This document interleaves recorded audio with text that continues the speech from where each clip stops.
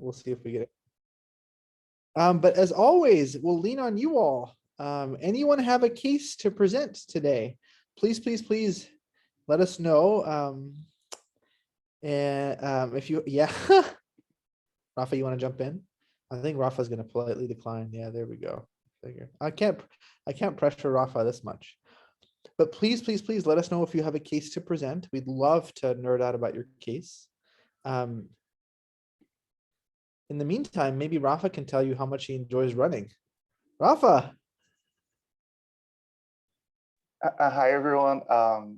Okay, so if you want to go to California and visit Ravi, please don't ever go run with him unless you don't love your ankles.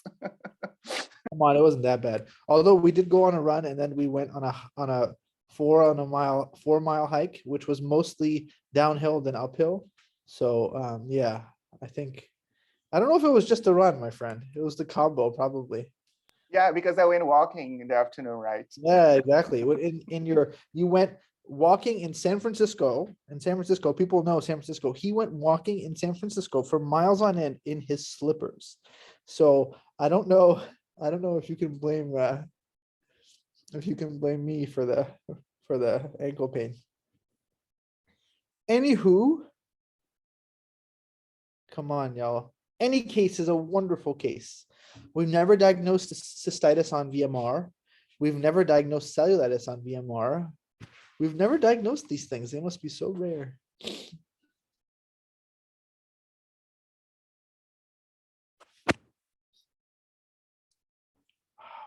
Silent. Amar's defaulting to eating so he doesn't have to look at the camera. Nice, smart move. Smart move. I love it. No cases, huh?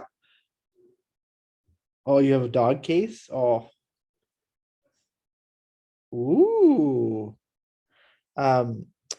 Ariel, I would love to talk about a dog. Oh, look who's here. Do y'all see who's here? A VMR veteran who may not be able to hear me. But he can now. Mohit, hello. Welcome back. Hi.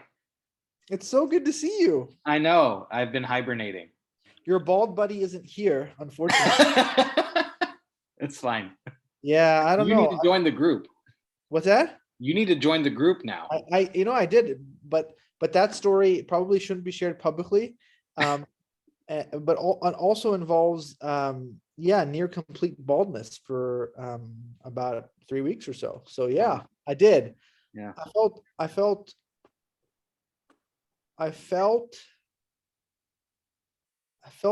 vulnerable. Yeah, at first it can come that way. Yeah, I felt vulnerable. Yeah. Now I feel liberated. Oh, I'm sure you do. Well, it's great to see you. I know y'all are gonna get to see Mohit a lot. He's hanging out with us on Sunday and Monday. So yeah. Totally check it out. All right, y'all. Final call for a case from the crowd. Anybody? Oh. All right. Oh, no, I didn't even see you there. Adam, what's up? I can see that your eyes, the journey to the mute button is ongoing. There you are. Hey, Ravi. It's so good to see you. How are you? I'm good. I have COVID, so I've been spending a lot of time by myself. My first rodeo, so. How are you feeling? Really, it's not a hoax. It's real, folks. But this is going on YouTube, so I'm glad you said that. I think sometimes it's important to have.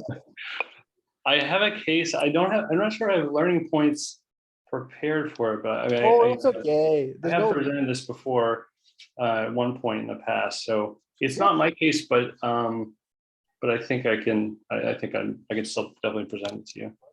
Let's do it. Do you want to reintroduce yourself to the VMR crowd? Sure. I am a former student of Ravi. Yes. In med school, and I'm a chief resident at Cambridge Health Alliance in Massachusetts. Yeah, hung out for a whole month in sub-I, where I had the privilege of working with him well before he's ever admitted a patient by himself. And look at him now, chief residenting away. It's so cool. All right, buddy. Well, ready whenever you are. Okay. And I guess to share the screen or anything, or I guess it's already in the works. Great. I'm going to get into a situation so I can see my data, I guess, at the same time. All right. So this is my first time presenting, so please bear with me. So this is a case, the chief complaint was abdominal pain. Adam, maybe I'll just share a quick reflection right here, honestly. Which is whenever you hear these words, you're immediately like, okay, well, what's going on and what are the causes? And that's important. But in parallel, you also have to think about how you're going to get to the bottom of this. So not just what is happening, but what is your plan of action to get diagnostic clarity? And the truth is, every time that you see a patient, they get a history and physical every time. Even if you talk to them over a phone, you're getting a physical exam by listening to their getting a sense of how well they appear, how tachypnic they are, how much pain they're in. So every patient with every complaint gets a history and physical. The question to ask ourselves is what is the rate limiting step in the majority of patients with abdominal pain? And the majority of patients, the rate limiting step is a CT scan. That's really it. Historically, I think it was surgical evaluation was the rate limiting step, but now surgeons have the luxury of access to CT scans in 5 minutes, and so often can make the procedure, the surgery, much more safe with the power of the CT scan. So I know we're focused on diagnostic efficiency, which means not using expensive tests like CT scan, but the practicality of it is when you look at most patients who have a diagnosis after an evaluation for abdominal pain, their diagnosis comes from a radiologist. The vast majority, I'd estimate 80%. But here's the truth. When I'm thinking of abdominal pain beyond what we usually do in VMR is to think of the causes, I actually only have 2 things on my mind. One, do I need to get an answer today? And sometimes the history and the exam are so reassuring that the patient, for example, has had chronic abdominal pain with no nausea, no vomiting, and absolutely no alarm features.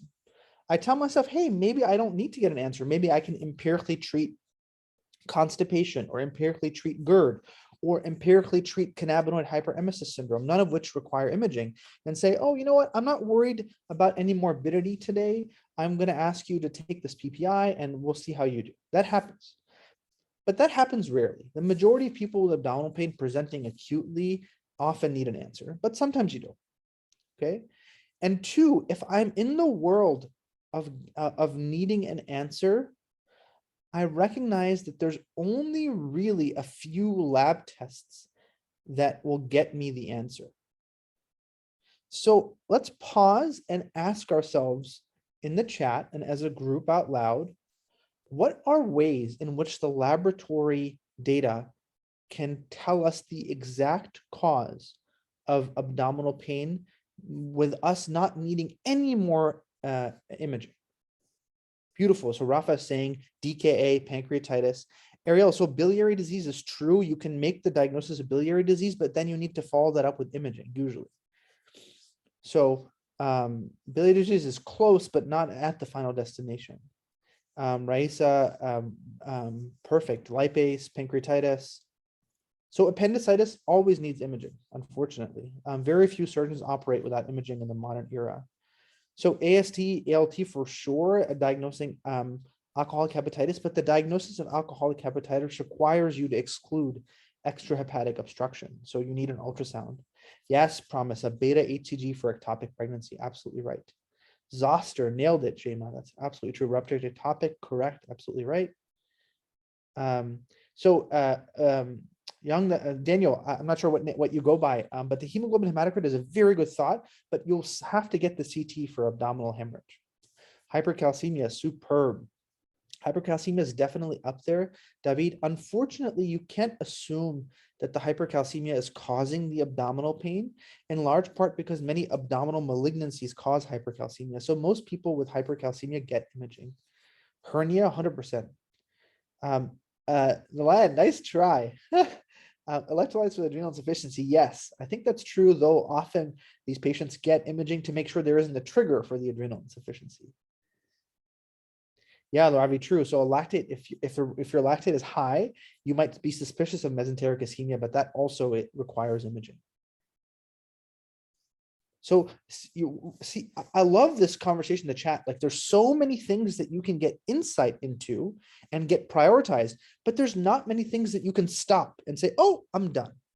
And there's actually really a short list of things which I will try to narrate.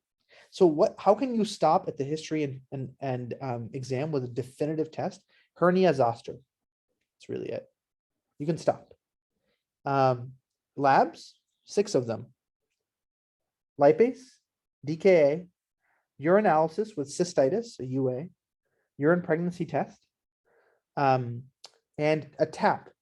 So a TAP to look for spontaneous bacterial peritonitis in a patient with cirrhosis. You can stop. So going back to the original point, when trying to find the answer for abdominal pain, the first question is, do you need a specific answer today, or are you reassured enough to execute empiric treatment for a benign diagnosis? If you are worried and need an answer, ask yourself, is there any reason to suspect pancreatitis, DKA, ectopic pregnancy, so on and so forth? And if the answer is no, that none of those are making sense in this patient, you should get a CAT scan right then and there. Otherwise, you're wasting time.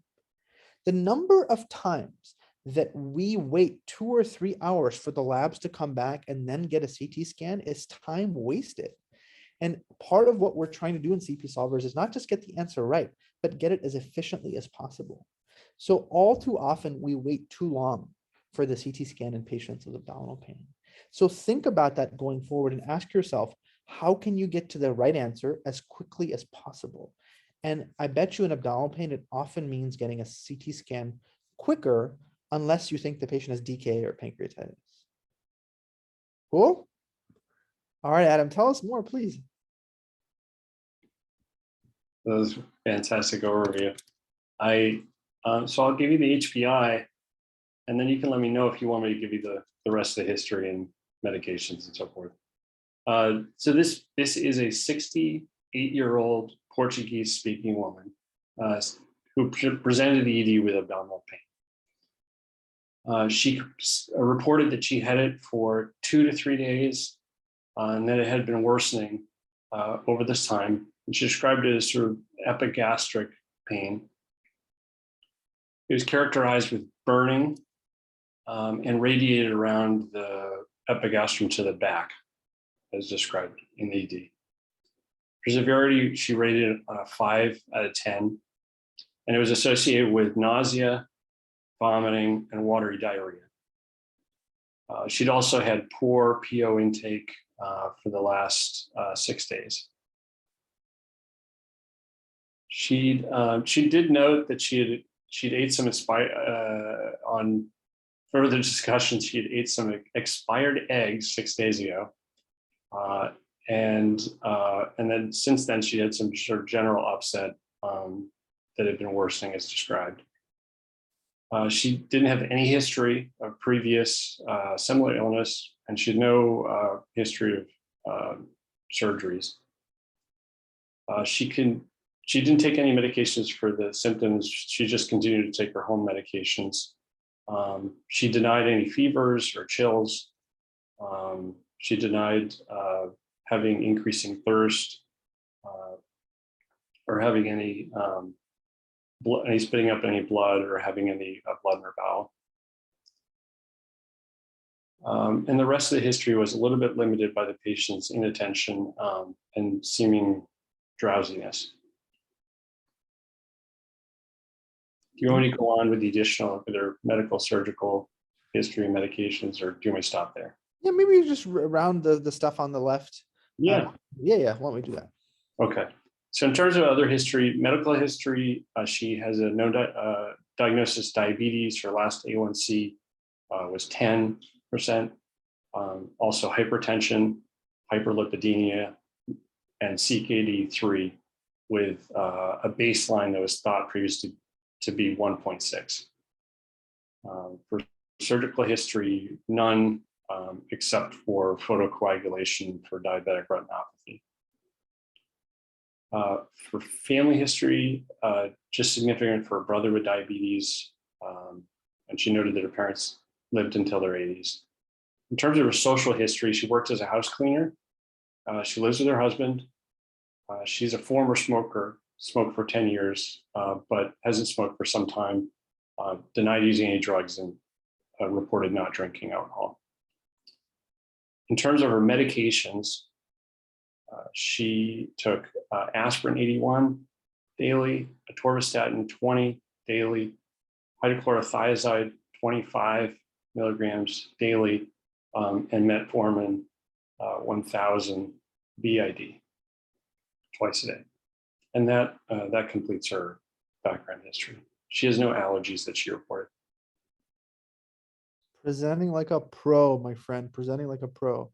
You know, this case is really, really tricky in large part because you already get a red flag that the accuracy of the history may not be complete in that the patient is drowsy and lethargic. So you always want to have a wide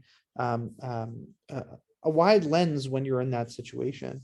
And I think Aisa made a really important point in the chat, which is when somebody has epigastric pain, before you focus on the abdomen, you got to make sure that there isn't a thoracic cause. And in this patient with diabetes and hypertension, you probably should make sure that she doesn't have acute coronary syndrome, though the presence of diarrhea makes that a little bit less likely. Those patients usually have nausea, vomiting alone, but you definitely don't want to anchor on that.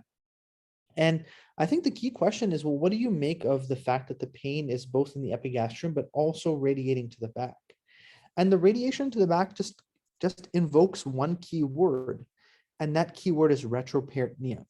So this radiating to the back, the performance characteristics of this aren't high. It doesn't mean that you'll find one of these causes, but they go higher. Now, what are those causes?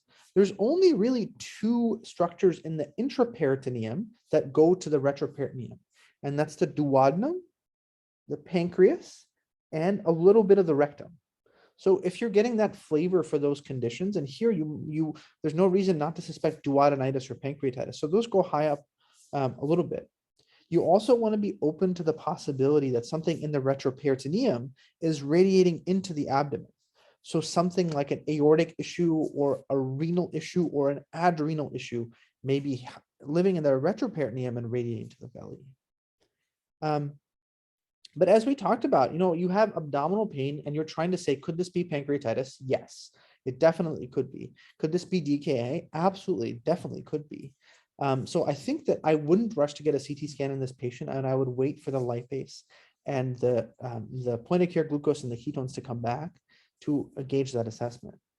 And I think it's hard to make progress on the drowsiness now. It might be as a result of a metabolic issue related to the GI issue that we have before us, or it might be something completely unrelated.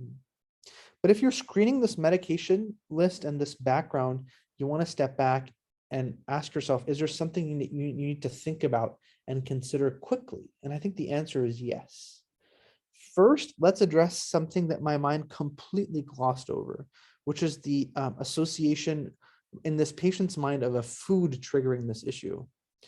And the truth is that the performance characteristics of a GI illness attached to a specific food item is very, very, very low. You're going to get sick at some point from a GI perspective, and there's always going to be a most recent meal. And depending on your feelings about said meal, you might blame it readily, or you might not want to blame it. So I think you should be very careful about attaching the same emphasis that the patient attaches to the dietary association. I'm not saying that it's not impossible, but I'm saying is, as a human being, you're much more inclined to latch onto that, even when you are the patient. But as a provider, you should step back and apply the appropriate probability, which is it's possible, but not probable.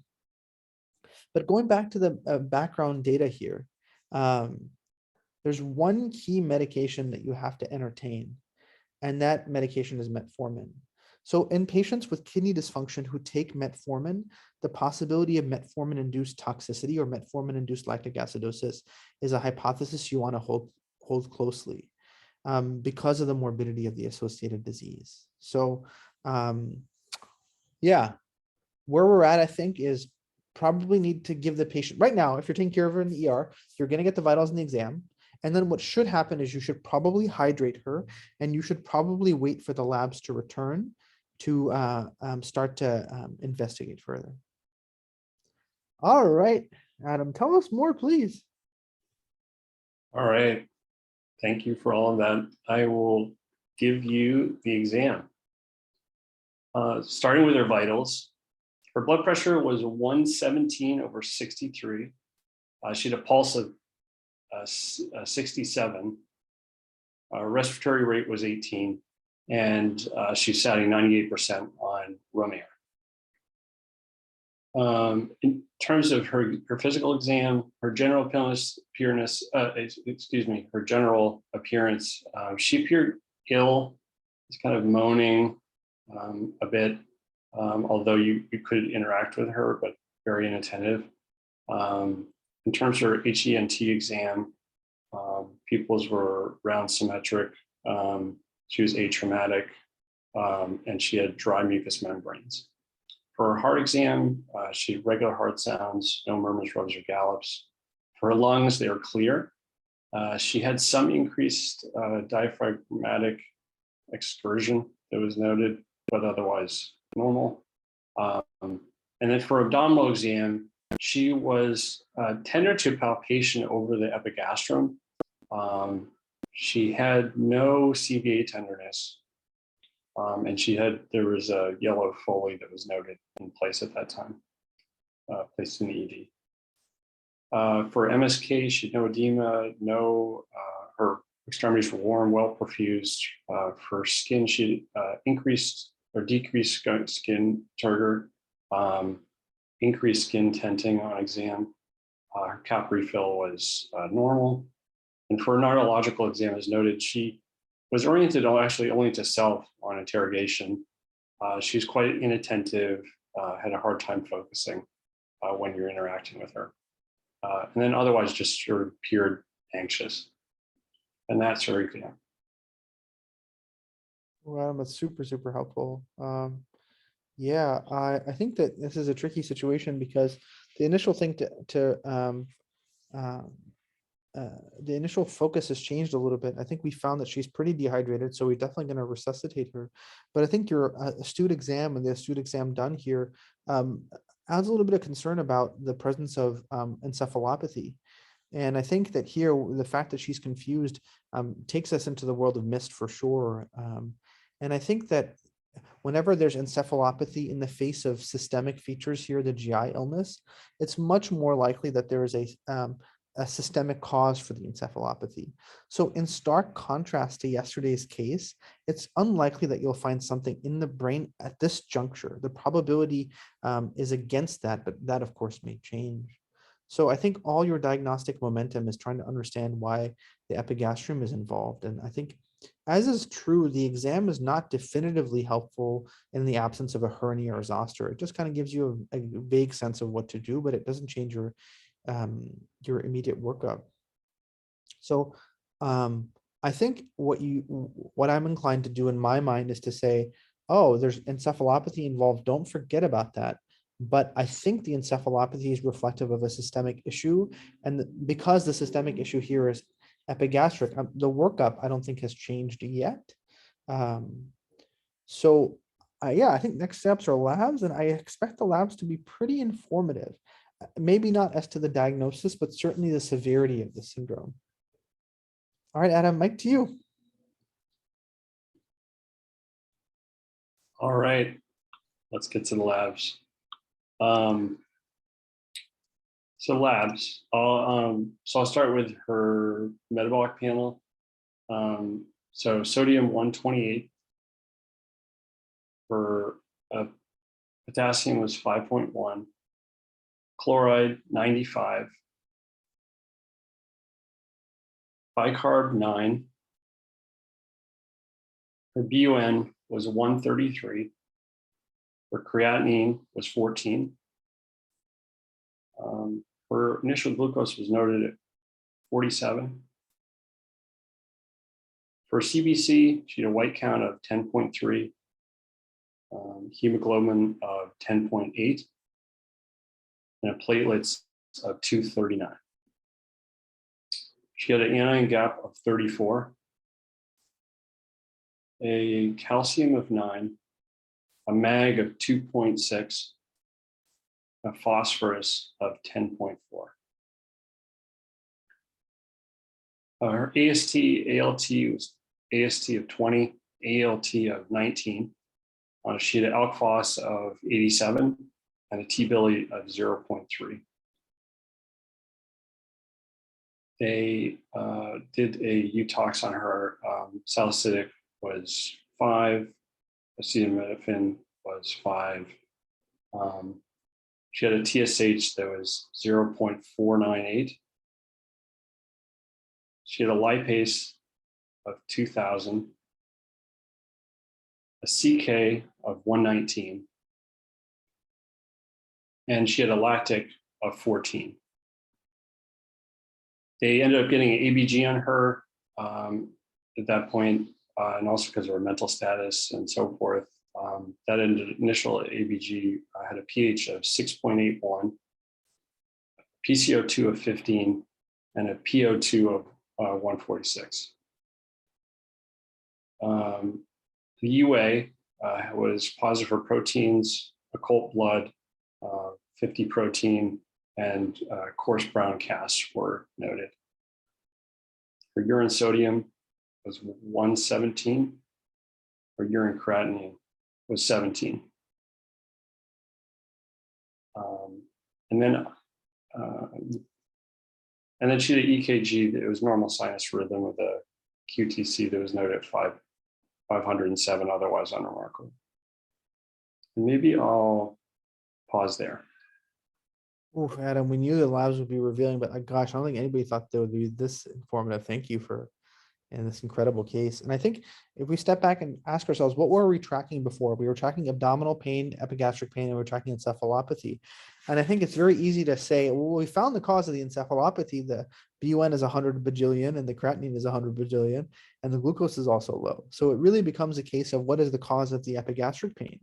And the epigastric pain clearly can be very easily mapped onto pancreatitis. And the question is, does that explain everything? And of course, pancreatitis is a great explanation for acute kidney injury and a great explanation for getting hyperperfusion related lactic acidosis, except there's one big problem. The big problem is that those effects, lactate and kidney, are mediated by hemodynamic changes, of which the patient doesn't have any pronounced hemodynamic changes. So there's a big disconnect between how vulnerable her kidney is and how extremely high her lactic is, with no evidence of equally proportional hemodynamic changes. So you have to step back and say the lactate of 14 here and the kidney function is not what you expected. And so if we're analyzing the lactate systematically, we first have to say, is there anything else going on in the acid-base world? And the answer is no. You said her anion gap is 34, so that's about 20 more than what it should be, and 14 of that is lactate. So there might be another anion here, and that anion may be a little bit of ketones, given her lack of eating for a little while. So I don't think you have to look for another cause of an anion gap metabolic acidosis, though the simple DDX is ketones, lactates, and uremia. And I think uremic contribution is certainly at play here. You've done a very thoughtful workup to make sure that salicylates aren't involved. Adam, can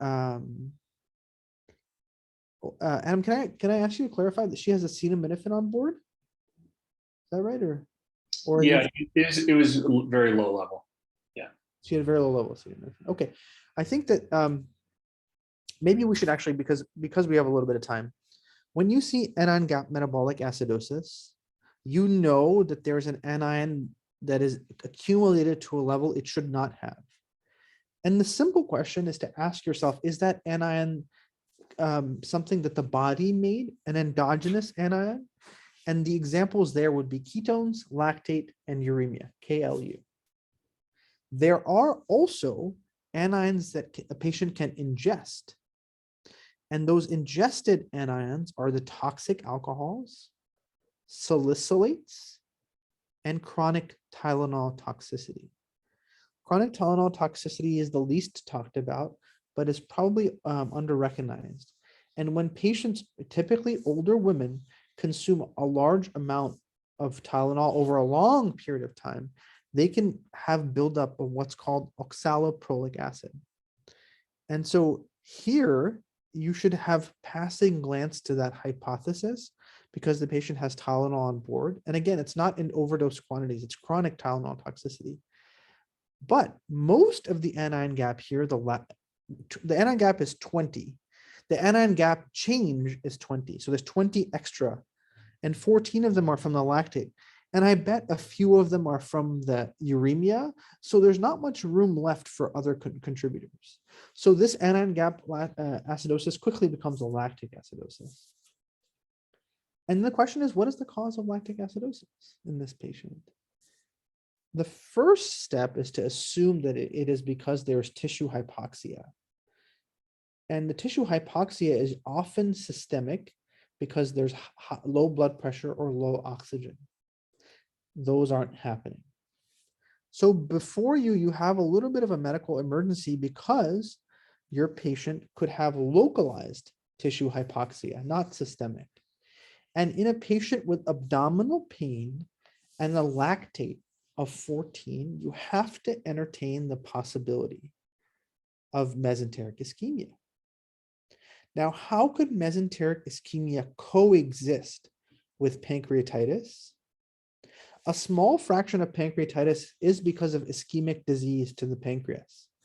It's most often in the context of CABG surgery or coronary surgery where the pancreas is hypoperfused and patients can get a postoperative pancreatitis. But it's also described in vasculitic syndromes like PAN and presumably any cause of mesenteric ischemia. So here you have to hold that hypothesis. You can also get mesenteric ischemia as a consequence of pancreatitis because of the result of portal vein thrombosis or mesenteric vein thrombosis from pancreatitis causing secondary mesenteric ischemia. So here, the cause of tissue hypoxia causing a high lactate has not been exonerated. And mesenteric ischemia is still fair game. But staring at us is a notorious, well-described cause of lactic acidosis, and that's metformin. And that makes this case a medical emergency because it may mean the patient needs dialysis. Ordinarily, our indications for dialysis can be best captured by the mnemonic with the vowels A, E, I, O, U. A is acidosis. E is electrolyte issues. I is ingestions, which we'll come back to. O is volume overload. And U is uremia. Ingestions are the hardest to suspect, but in this patient with metformin, renal failure, and a lactate this high, you might need to call renal for the possibility of metformin-induced lactic acidosis and the need for dialysis. So I think this case has been really, really slammed wide open. The acute management is a lot of hydration. Holding the hypothesis of the possibility of mesenteric ischemia, considering dialysis and renal involvement for metformin-induced lactic acidosis, and then finally asking yourself, why would this patient have pancreatitis? The most common causes are alcohol and gallstones.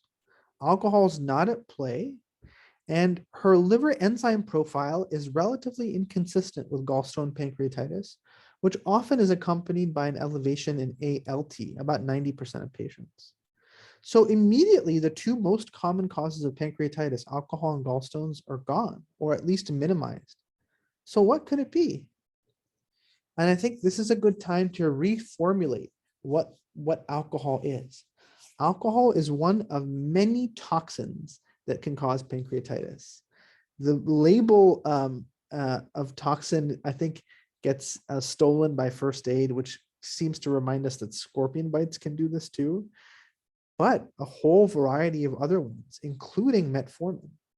So this case may be as simple as metformin-induced lactic acidosis and metformin-induced pancreatitis, or maybe as complicated as mesenteric ischemia and pancreatitis with no contribution of metformin whatsoever.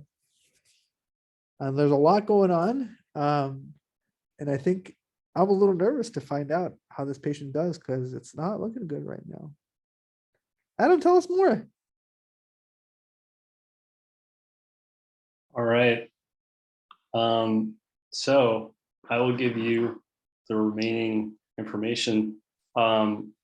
So nephrology was involved, and I guess the remaining, so in terms of data at least, is really we got some imaging. So she actually did get an abdominal ultrasound, and that showed really the only thing significant was that it showed non-obstructing gallstones, but otherwise was unremarkable. And then we progressed, the team progressed and got a CT, abdomen and pelvis, and that showed actually a pancreas that was unremarkable. There was no signs of pancreatitis, and the kidneys were also found to be unremarkable with no abnormalities and no hydronephrosis.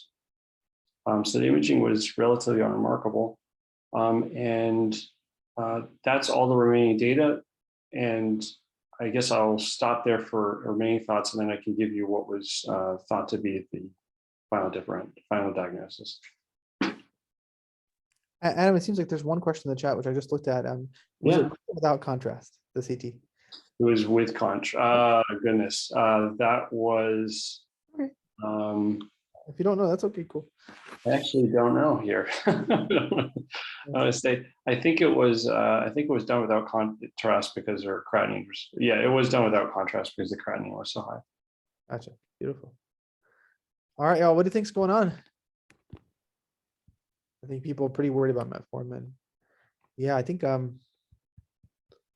there's so many lenses by which you can analyze this case. The question is, does this patient have pancreatitis? And I think, honestly, I don't think you know, because the pancreatitis, the CT isn't perfect and the lipase isn't perfect either. And both are pointing in opposite directions. The lipase can be elevated because of the kidney dysfunction here, which is something that's pretty well described. And I think that right now, I think what you need to do is to be practical and say, okay, I'm going to empirically dialyze this patient because the lactic acid, the hypothesis of metformin-induced lactic acidosis is pretty high, and send off metformin levels. And a metformin level above 5 is pretty suggestive of a metformin toxicity. But then you'll still have to answer the question, why did the patient get metformin toxicity? And it might be because of excessive dosing, or it might be because she had a mild insult that caused her CKD to get worse and initiated a spiral of nausea, vomiting, dehydration, so on and so forth. So this is a humbling case. I think what you know for sure is there's a disproportionate lactic acidosis without overt signs of local or systemic hypoxemia.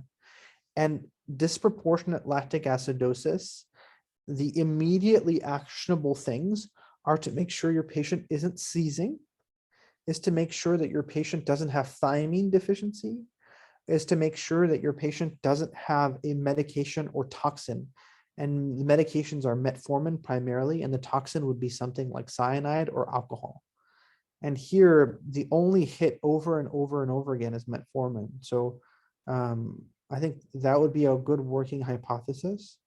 The problem is it's such a rare diagnosis, and base rate always wins unless it doesn't, but it often wins. And so you should execute that. But anytime that you're entering a very rare diagnosis, you should maintain the necessary humility to make sure you can exit that space if it turns out to be wrong. All right, Adam, tell us more. Okay, now, so that was a great analysis, and that was some of the analysis that we went through, or the team went through, I should say. This was not my personal patient, but as they were, trying to understand what was going on. And the imaging was interesting in that it was so unremarkable, frankly. And I think just like you, the team was narrowing more and more down on the metformin, and the fact that she had continued taking her normal doses of metformin despite what was happening, which was a worsening renal failure. And so I think the team in the end, so they consulted nephrology, and the team in the end they felt like it was likely to be what you had just described.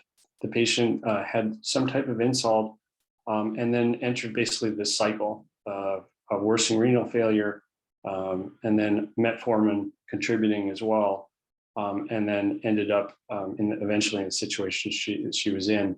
They thought it was due to metformin toxicity, as well as a combination of intravascular volume depletion, as she hadn't really been eating, and she's having GI losses from above and below during this period for a number of days. It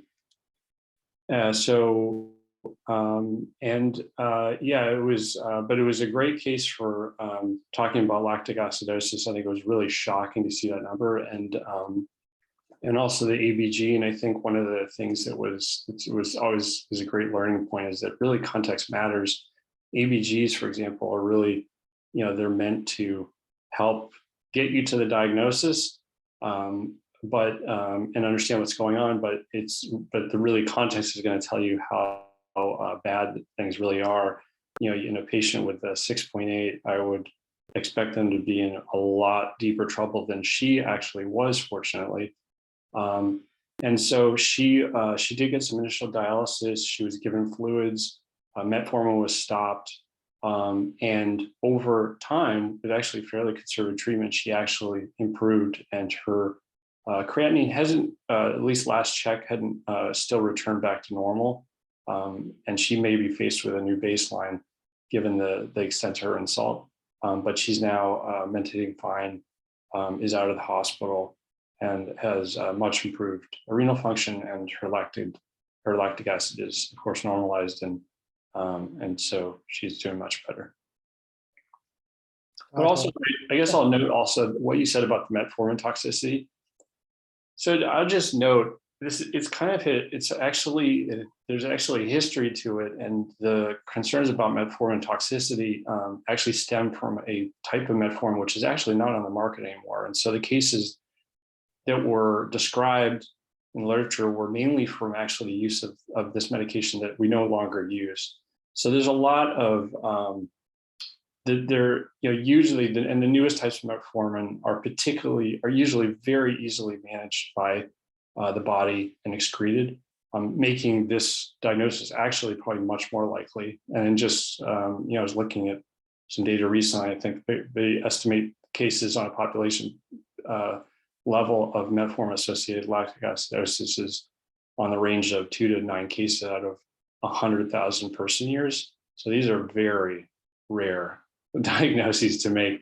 And so, like you said, base rate, something to take into account. This was probably a combination of things, but you can't really take it off the table just because you've taken everything else off the table mainly, and this still remains.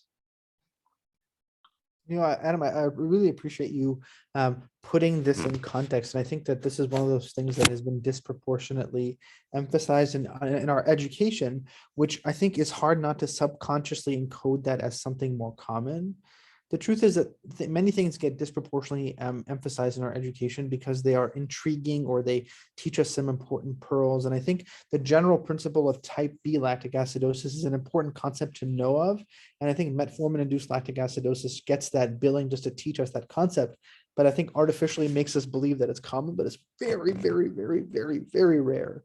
And I think that fact has resulted in a lot of harm and a lot of people not getting metformin because of this fear when they really should, because it's really a great medication.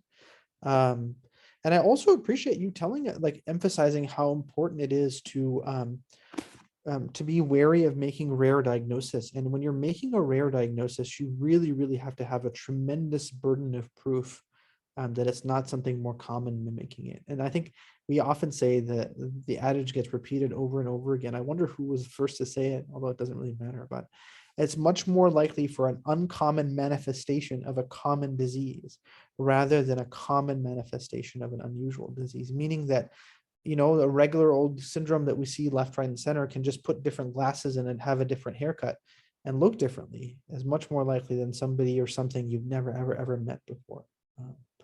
So yeah, and it's surreal every time I get to see you on VMR, and it always takes me back to the original days, and to see you just effortlessly present such a complicated case like this that you didn't even see, and that clearly happened a little while ago based on the fact that you've already presented it once. So thank you for bringing so much rich learning to us today. Really, really enjoyed thinking through this case. Really did.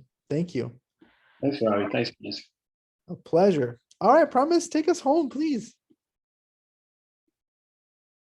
Hi, everyone. Well, thank you, Adam, first for this wonderful case. I think it's very educational, and I think everyone in the audience, we all learned a lot from this case. And so just to summarize, we have a 68-year-old female with abdominal pain, and we first really talked about the accuracy and efficiency when it comes to clinical reasoning and how important it is for us to think about what physical exam can we really be definitive about, and then we can just stop right there, and that would include a hernia or zoster.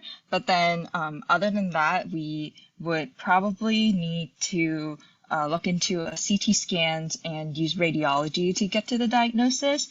And we also talked about some lab tests that we should definitely get that can help us get the answers right away, which includes lipase, DKA, UA, a pregnant test, and a TAP for spontaneous peritonitis.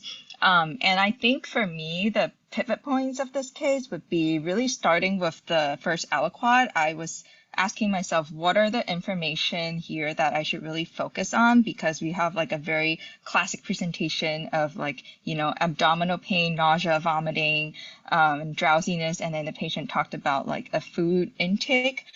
So I thought that based on like prioritizing what's more important, it would definitely be the abdominal pain radiating to the back, which we could really think into the retroperitoneal causes, like the duodenum, the pancreas. And the other thing that I was really concerned about was her drowsiness, because that would make me think of like some sort of encephalopathy, and I would think about the missed mnemonic. And then when we looked into her past medical history, we saw that she has a lot of cardiovascular risk factors like diabetes, hypertension, and then she's taking metformin.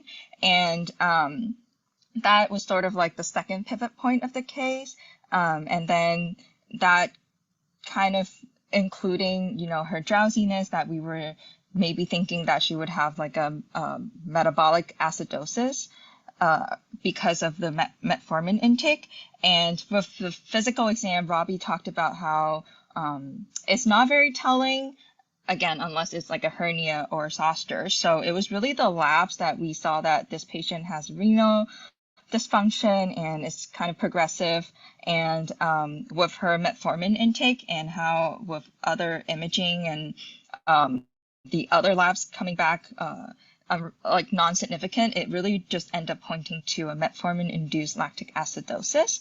And with that, it's very susceptible for patients with renal insufficiency, because metformin kind of inhibits like gluconeogenesis in the liver. And so a lot of the lactate, which is a substrate for the gluconeogenesis, will build up in the blood. And that would lead to, and normally lactate would be cleared by the kidneys, and metformin is also cleared by the kidneys. And so if patients have kidney problems, like neither of those products are being cleared efficiently.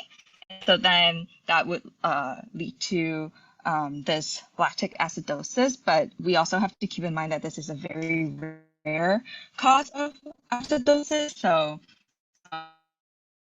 into everything and then to come into the conclusion of this patient's final diagnosis. Okay, thank you everyone for your participation. I learned so much and I have a lot of fun. Promise, you taught us so much. That was such a great recap. I love the way you go through the case chronologically, emphasizing the key parts of the juncture. So key junctures along the way. That was so cool. Thank you. All right, y'all. Happy Friday. Hope you have a wonderful day and hope to see you next time. Bye.